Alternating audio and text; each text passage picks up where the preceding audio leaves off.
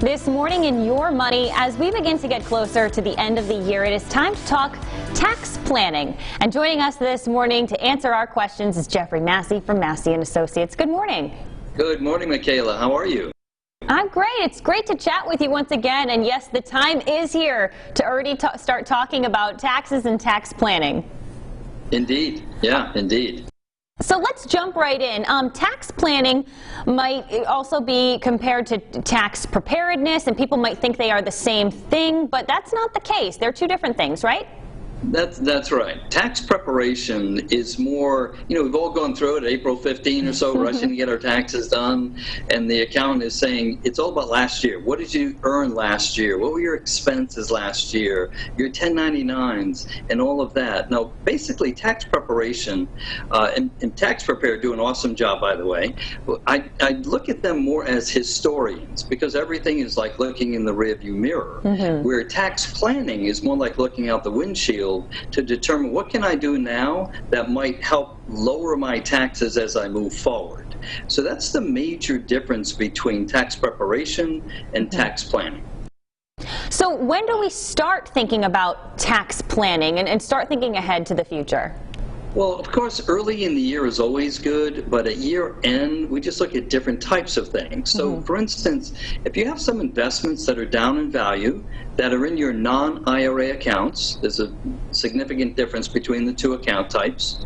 So a non-IRA account, if you have a loss position, you can consider selling profitable positions to offset the losses so that you have a zero tax liability, and that might allow you to diversify without that tax liability. So that's one item there. The other is, after you've offset your losses with your gains, you can declare another $3,000 as a deduction on your tax form.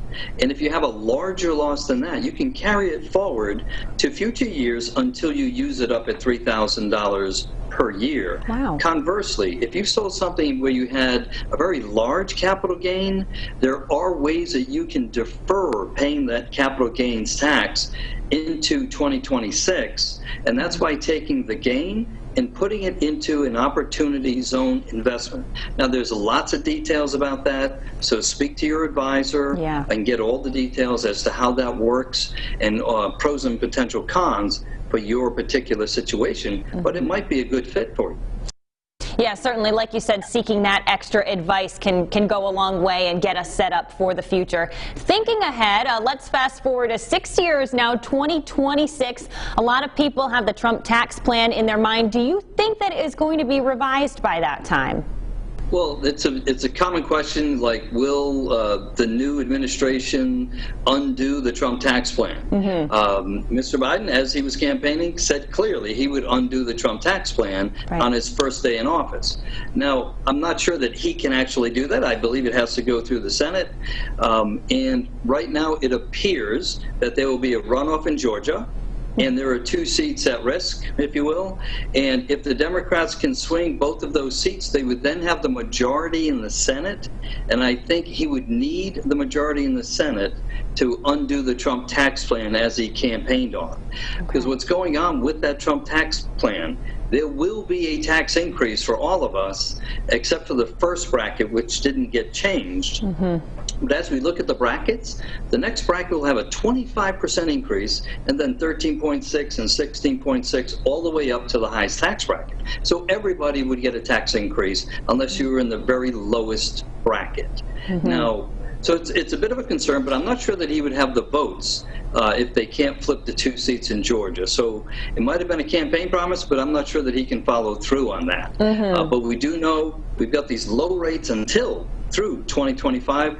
So take advantage of it. It might be a good time for you to voluntarily pay some taxes now to avoid higher taxes in the future.